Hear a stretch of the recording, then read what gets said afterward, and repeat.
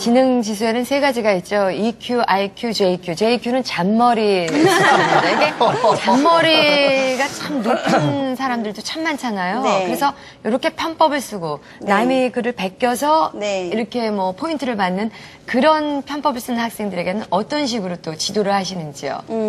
학생들이 일단 인터넷상에서 자기가 쓰고 싶은 표현인데 잘 모르니까 인터넷 사전 검색을 해서 그 글을 그대로 갖다 붙이기를 한다든지 아니면 남의 글을 그대로 갖다가 쓴다든지 혹은 그 아이들 사이에 그 자동 번역기라는 게 있는데 자기가 원하는 문장을 집어넣으면 대충 얼추는 맞는데 굉장히 좀 엉뚱한 문장이 나와요.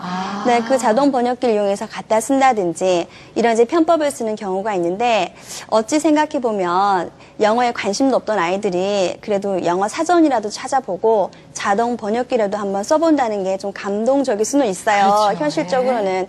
그렇지만 그 포인트를 얻기 위해서 그런 편법을 쓰는 것은 좋지 않기 때문에 학생들을 불러다 주의를 시키고요. 그래서 본인 스스로 문장을 다시 고쳐 쓰거나 아니면 삭제하도록 권하고 있습니다. 그 자동 번역기라는 게 상당히 재밌어요. 문장에 그런 거 있는지 몰랐어요. 그러니까 영어 문장을 집어넣으면 그게 한글로 번역이 돼 나오는데 그게 엉뚱하다니까요. 한 번은 저기 뭐 동방신기가 삼겹살이랑 결혼했는데 억울해요. 말이 안 되잖아요, 이게. 그런 게 있어요. 그렇게 번역이 돼서 나왔더라고요. 근데 아까 보니까 이 학생들의 글쓰기 참여를 유도하기 위해서 모르는 부분은 한글로 써라 이렇게 하셨는데 그것도 글쓰기 참여의 유도의 방법입니까? 네. 아까 화면에서 보신 그 학생도 자기가 이제 애완동물 키우면서 털 때문에 싫다는 표현을 했는데 나는 털이 날리는 게 싫다. 그 표현 하나 때문에 글을 못 쓰게 된다는 것은 오히려 장애가 되거든요. 그래서 학생들에게 영어로 어떤 글을 쓰되 정 막히는 부분은 한글을 섞어 쓰도록 권하고 있는데 물론 이제 수업 시간에 선생님이 그걸 보시고 아니면 쉬는 시간에라도 보시고 그런 한글로 된 표현들은 학생들에게 알려주시고요. 아까 본 것처럼 원어민 선생님께서 직접 멘트를 달아주시고 수정해 주시기도 하십니다. 그렇군요.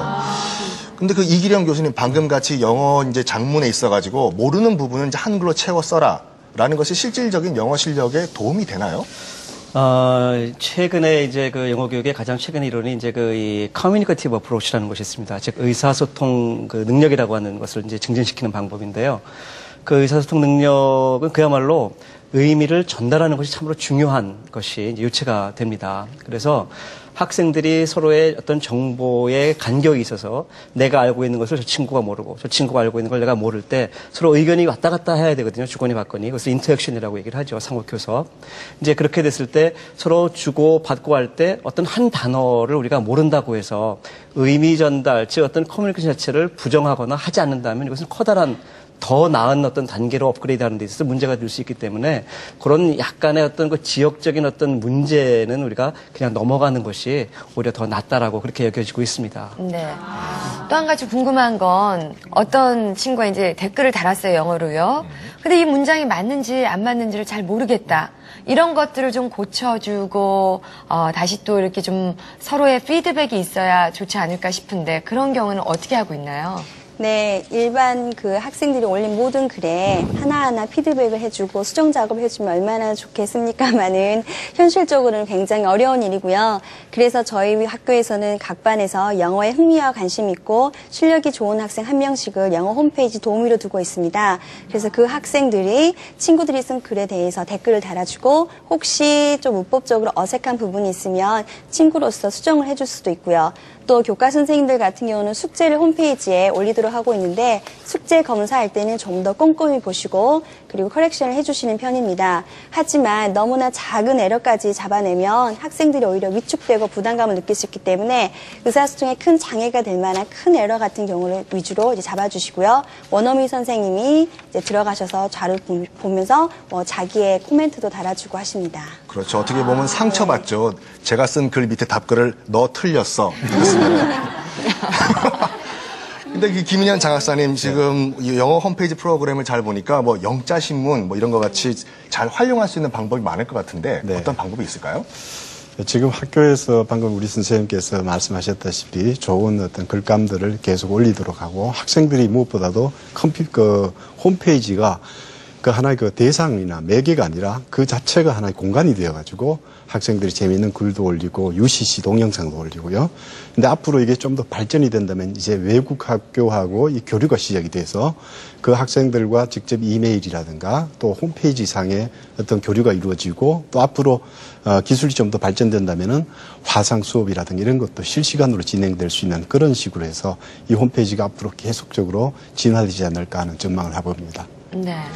제가 외국에서 잠시 살 때 그 옆집에 그 외국분이 어디 취직을 하는데 굉장히 좋은 조건으로 갈 수 있었음에도 불구하고 안 간 이유는 거기서 컴퓨터를 할 줄 알아야 된다. 배워라 했는데 싫대요. 그러니까 그만큼 이 컴퓨터에 대해서 요즘 모르면 바보가 될 것 같은 그런 생각이 드는데 앞으로 영어 시간, 공부 시간은 정말 너무나 우리가 생각했던 것과는 다른 진풍경이 될 것 같습니다. 뭐 사이버상의 외국 기관과 이 얘기를 할 수도 있고요. 어떻게 바뀔까요? 글쎄요, 지금 우리 장학생님 말씀하시고 또 우리 선생님 말씀하시는 걸 들어보니까 뭐 환상적으로 변할 것 같은 느낌이 듭니다.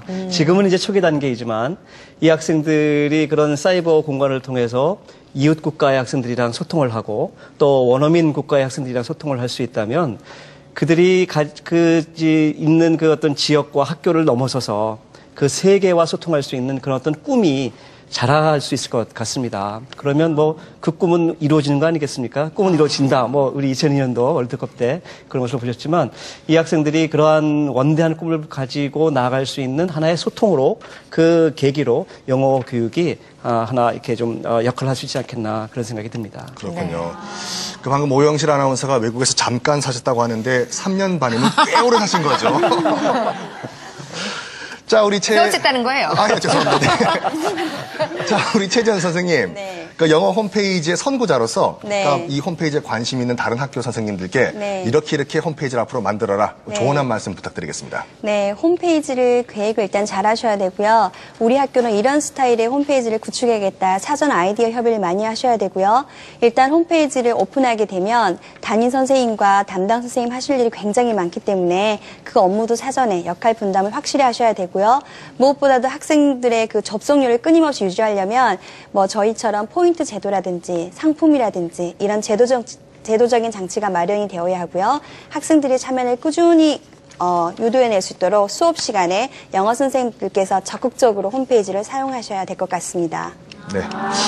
자, 우리 또 김인현 장학사님께 지금 경기도 교육청 제2청사에서 영어 홈페이지 사업 이외에 그 많은 사업들을 추진하고 계신다는데 앞으로 어떤 사업을 추진하실 계획이십니까? 네. 지금 우리 영어 홈페이지 방금 보셨다시피 영어 홈페이지는 이제 영어 활성화 학교의 추진의 일환으로 시작되고 있습니다.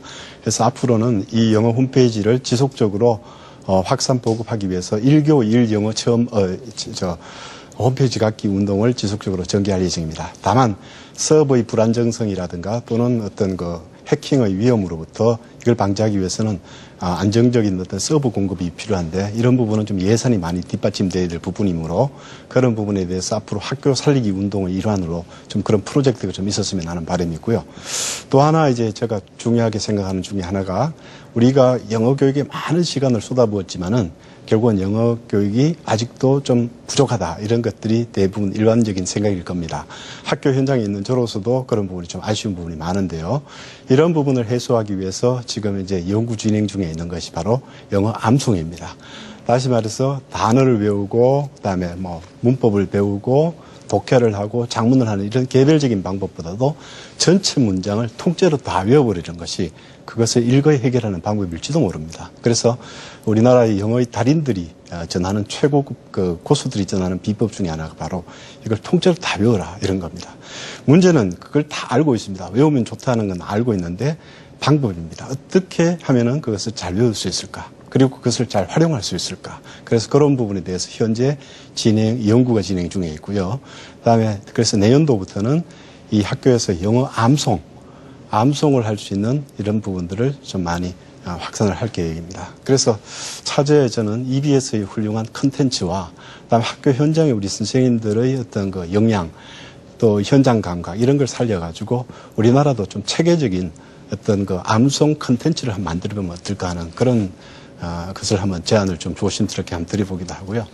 또 그런 부분들이 계속 지금 방금처럼 문장을 많이 외우고 이런 부분들이 홈페이지에 전보게 되면은 상당히 글쓰기에도 많이 도움이 될 것 같습니다. 그 실례가 이제 제가 알고 있는 영어 선생님 한 분 계신데 그 선생님이 이제 연수를 가셨어요. 연수를 가셨는데 원어민 선생님이 어떤 작문 숙제를 해주셨는데 영어 교육에 관한. 근데 그 선생님은 연설문을 한 30개쯤 외우고 계신 분이에요. 그러다 보니까 연설문이라는 것이 나름대로 문어체로서의 독특한 형식과 이제